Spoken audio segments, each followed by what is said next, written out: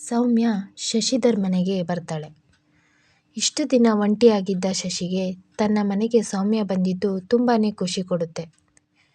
ಸೌಮ್ಯ, ನೀವೇನು ನಾಚಿಕೆ ಮಾಡ್ಕೋಬೇಡಿ, ಆರಾಮಾಗಿರಿ, ಮೊದಲು ರೆಸ್ಟ್ ಮಾಡಿ. ನಾನು ನಿಮಗೆ ಒಳ್ಳೆ ಫ್ರೆಂಡ್ ಅಂತ ಅನಿಸಿದ್ರೆ ನೀವು ನಿಮ್ಮ ಪಾಸ್ಟ್ ಎಲ್ಲ ನನ್ನ ಹತ್ರ ಶೇರ್ ಮಾಡ್ಕೋಬೋದು. Take your own time. Good night, bye bye ಅಂತ ಹೇಳಿ ರೂಮ್ ಡೋರ್ ಕ್ಲೋಸ್ ಮಾಡ್ತಾನೆ. ಇತ್ತ ಸಾಗರ್ ಸೌಮ್ಯಾಳನ್ನು ಮನೆಯಿಂದ ಹೊರಗೆ ಹಾಕಿದ್ರು ಅವಳ ಬಗ್ಗೆನೇ ಯೋಚನೆ ಮಾಡ್ತಿರ್ತಾನೆ. ಸಾಗರ್ಗೆ ಸೌಮ್ಯ ಬಗ್ಗೆ ತುಂಬಾ ಪ್ರೀತಿ ಇದ್ದರೂ ತಮ್ಮಿಬ್ಬರಿಗೆ ಮಕ್ಕಳಾಗಿಲ್ಲ ಮತ್ತು ತನ್ನ ತಾಯಿಗೆ ಸೌಮ್ಯ ಅಂದರೆ ಇಷ್ಟ ಇಲ್ಲ ಅನ್ನೋ ಕಾರಣಕ್ಕೆ ಈ ನಿರ್ಧಾರ ಮಾಡಿರ್ತಾನೆ.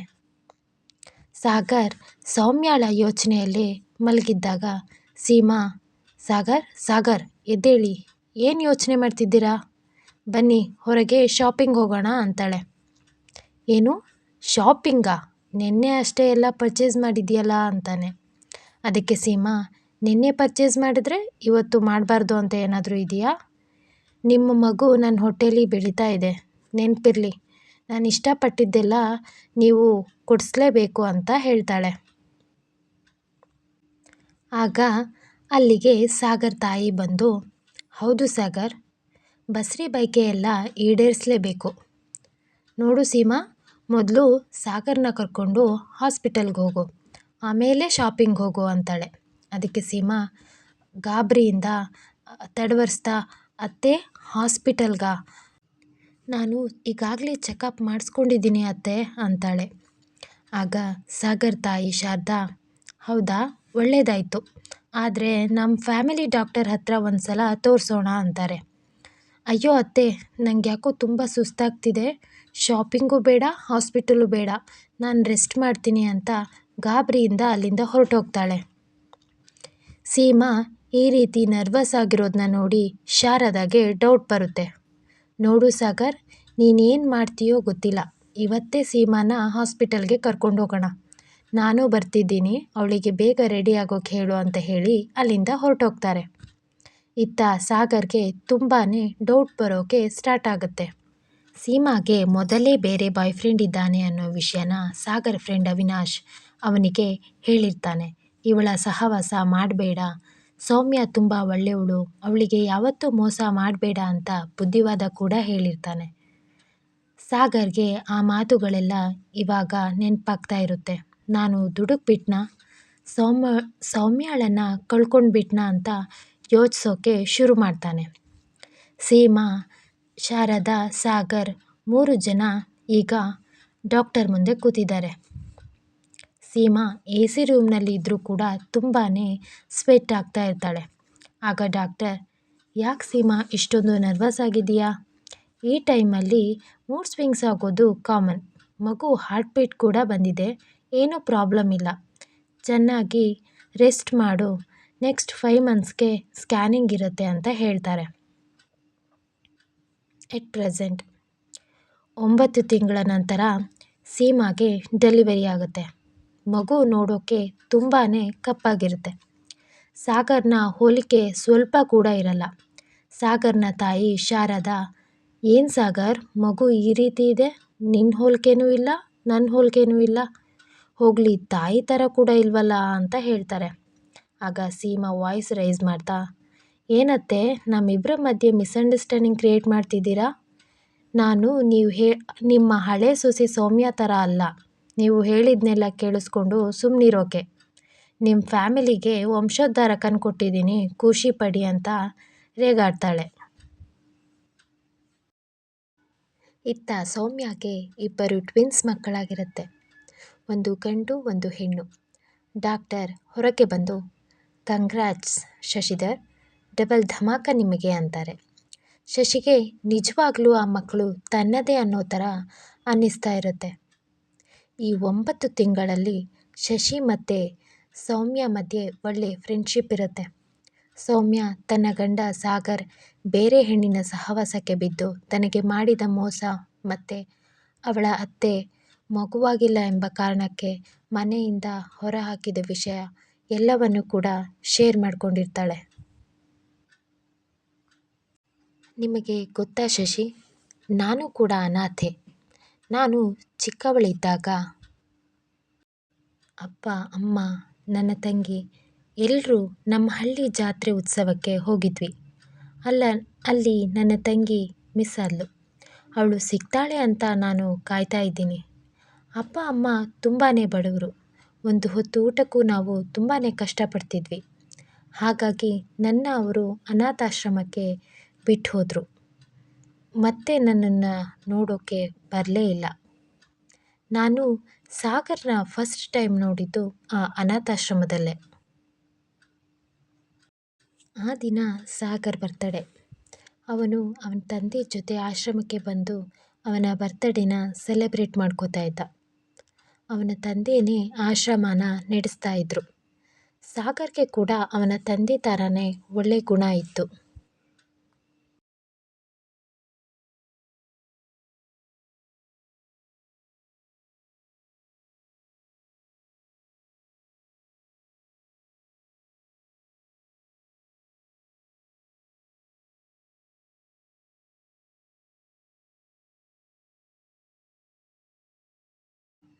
ಅವನ ಒಳ್ಳೆಯ ಗುಣಗಳನ್ನು ನೋಡಿ ಚಿಕ್ಕಂದರಿಂದಲೇ ಅವನನ್ನು ತುಂಬ ಪ್ರೀತಿಸೋಕ್ಕೆ ಶುರು ಮಾಡಿದೆ.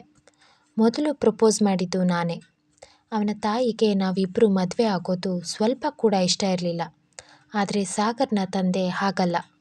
ನನಗೂ ಸಾಗರ್ಗೂ ಅವರೇ ಮುಂದೆ ನಿಂತು ಮದುವೆ ಮಾಡಿಸಿದ್ರು.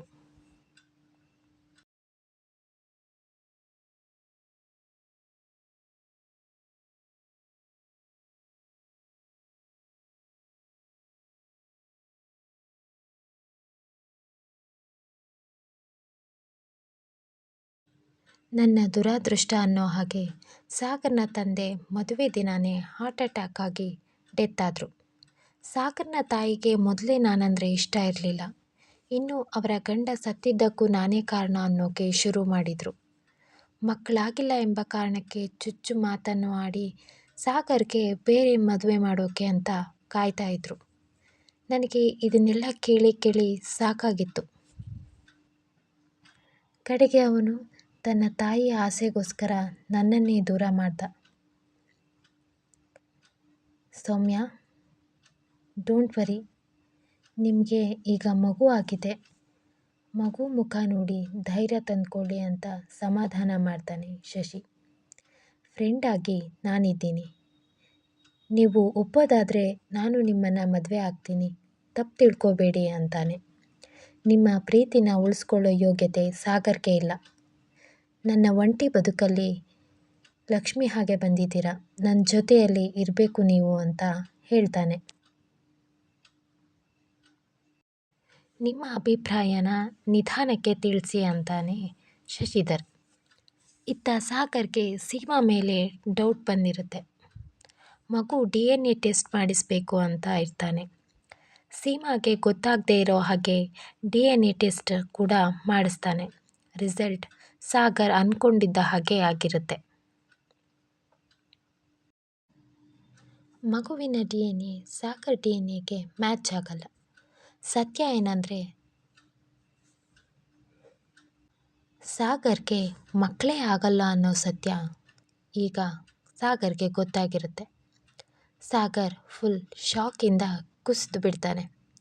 ಈ ಸಮಯದಲ್ಲಿ ಸೌಮ್ಯ ತನ್ನ ಜೊತೆಗಿರಬೇಕು ಅಂತ ತುಂಬಾ ಹಂಬಲಿಸ್ತಾನೆ. ಸತ್ಯ ಗೊತ್ತಾಗ್ತಿದ್ದ ಹಾಗೆ ಸಾಗರ್ ಸೌಮ್ಯಳನ್ನು ಎಲ್ಲ ಕಡೆ ಹುಡುಕ್ಸೋಕೆ ಶುರು ಮಾಡ್ತಾನೆ. ಅವಳ ಪ್ರೀತಿಗಾಗಿ ಹಪಾಪಿಸ್ತಾನೆ. ಸೌಮ್ಯ ಮಂಗಳೂರಿನಲ್ಲಿ ಇದ್ದಾಳೆ ಅನ್ನೋ ವಿಷಯ ಸಾಗರ್ಗೆ ತಿಳಿಯುತ್ತೆ. ಸೌಮ್ಯಳನ್ನು ಹೇಗಾದರೂ ಮಾಡಿ ಮನೆಗೆ ಕರ್ಕೊಂಡು ಬರಬೇಕು. ಅವಳನ್ನ ಕರ್ಕೊಬರ್ಬೇಕಾದ್ರೆ ಸೀಮಾನ ಇಲ್ಲಿಂದ ಮೊದಲು ಕಳಿಸ್ಬೇಕು ಅಂತ ಸಾಗರ್ ಯೋಚನೆ ಮಾಡ್ತಾನೆ. ಹಾಗೆ ನಿರ್ಧಾರ ಮಾಡಿಕೊಂಡು ಮನೆಗೆ ಹೊರಡ್ತಾನೆ. ಹೀಗೆ DNA ರಿಪೋರ್ಟ್ ಇಟ್ಕೊಂಡು ಮನೆಗೆ ಬಂದವನೇ ಸೀಮಾ ಸೀಮಾ ಎಲ್ಲೇ ಇದೆಯಾ, ಆಚೆ ಬಾ ಅಂತ ಕೂಗಾಡೋಕೆ ಶುರು ಮಾಡ್ತಾನೆ. ಅವನು ಕೂಗಾಡ್ತಿರೋದನ್ನ ಕೇಳಿಸ್ಕೊಂಡ ಸಾಗರ್ನ ತಾಯಿ ಶಾರದಾ ಗಾಬರಿಯಿಂದ ಮಗುನ ಎತ್ಕೊಂಡಿದ್ದವಳು ಹಾಗೆ ಹಾಲಿಗೆ ಓಡಿ ಬರ್ತಾಳೆ. ಯಾಕೋ ಏನಾಯಿತು, ಏನಾಗಿದೆ ಇವತ್ತು ನಿನಗೆ? ಮಗು ಮಲಗಿದೆ ಅನ್ನೋದು ಕಾಣದೆ ಯಾಕೆ ಈ ರೀತಿ ಕಿರ್ಚಾಡ್ತಿದ್ಯಾ? ಸ್ವಲ್ಪ ಮೆತ್ತಾಗಿ ಮಾತಾಡು ಅಂತ ಹೇಳ್ತಾಳೆ. ನೀನು ಮಾತಾಡಬೇಡ ಅಮ್ಮ. ಇಷ್ಟು ದಿನ ನಿನ್ನ ಮಾತನ್ನು ಕೇಳಿ ನಾನು ಹಾಳಾದೆ. ಇನ್ನು ಮುಂದೆ ಹೀಗಾಗಲ್ಲ. ಇಲ್ಲಿ ನಿಂತಿದ್ದಾಳಲ್ಲ ಇವಳು ಜನ್ಮ ಕೊಟ್ಟಿರೋ ಮಗು ನನ್ನ ಮಗು ಅಲ್ಲ.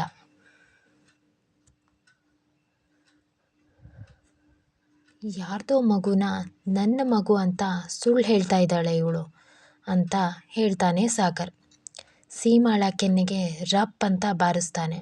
ಆಗ ಸೀಮಾ, ಇಲ್ಲ, ನೀವು ಸುಳ್ಳು ಹೇಳ್ತೀರಾ. ನಿಮಗೆ ನಿಮ್ಮ ಹೆಂಡತಿ ಸೌಮ್ಯ ತಲೆ ಕೆಡಿಸಿದ್ದಾಳೆ.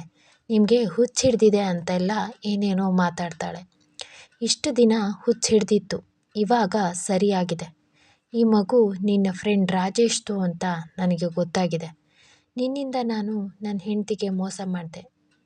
ಅವಳ ಕಾಲಿಗಾದರೂ ಬಿದ್ದು ಸರಿ, ನಾನು ಅವಳನ್ನ ನನ್ನ ಮನೆಗೆ ಕರ್ಕೊಂಡು ಬಂದೇ ಬರ್ತೀನಿ ಅಂತ ಹೇಳಿ ಅಲ್ಲಿಂದ ಹೊರಡ್ತಾನೆ. ಆಗ ಸಾಗರ್ನ ತಾಯಿ, ಲೋ ಸಾಗರ್, ನಿನಗೇನು ತಲೆ ಕೆಟ್ಟಿದ್ಯಾ? ಆ ಬಂಜಿನ ಯಾಕೆ ಕರ್ಕೊಂಡು ಬರ್ತೀಯಾ ಅಂತ ಹೇಳ್ತಾಳೆ.